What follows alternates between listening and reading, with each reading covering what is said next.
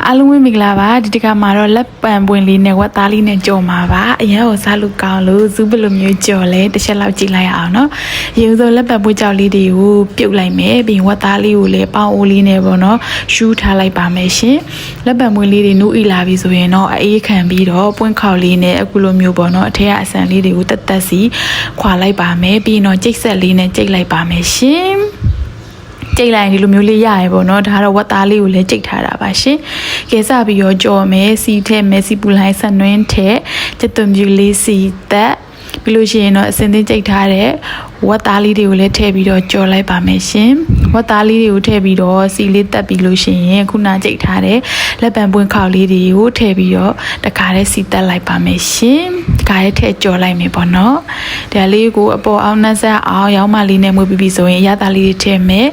စားပြီးရင်ဇူချက်သားမုံလေးလည်းထည့်ပါသေးတယ်ရှင်ပြီးရင်တော့ဇူအဆက်လေးအရသာလေးလိုချင်လို့ပေါ့နော်ဒီငုတ်သီးအဆက်မှုံလေးလည်းထည့်ပါသေးတယ်ပြီးရင်တော့ဘဲငံပြားကြီးအကြည်အနောက်ထည့်ပါသေးတယ်ရှင်ဒါလေးတွေကိုအရသာလေးတွေနှက်ဆက်သွားအောင်ပေါ့နော်ရေမထည့်ဘဲနဲ့ဒီမီးလေးပေါ့နော်လျှော်လိုက်တင်လိုက်နေပေါ့နော်ရောင်းမလေးနဲ့မှုေးပေးလိုက်ပါမယ်အနံလေးတွေလုံးဝမှုေးပြီးတော့စီလေးပြန်လာပြီဆိုရင်ရပါပြီဒီမှာဒါဆိုရင်လက်ပံပွင့်နဲ့ဝက်သားလေးနဲ့ကြော်ဟာလေးရပါပြီဒါအချောက်ချမ်းလိုလေးပဲစားစားပေါ့နော်ထမင်းလေးနဲ့ပဲနဲ့စားစားအရန်ကိုရတာရှိလို့ကြော်စားကြည့်ပါနော်ဝက်သားလေးနဲ့ဝယ်ပြီးတော့အခုလိုမျိုးလက်ပံပွင့်လေးနဲ့ကြော်လိုက်တော့အသားလေးလည်းတိုးသွားတယ်ပေါ့နော်အညာကိုပြန်လို့ရှိရင်လက်ပံပွင့်ကြောက်တွေလက်ဆောင်ပေးလို့ရှိရင်များများယူခဲ့เนาะ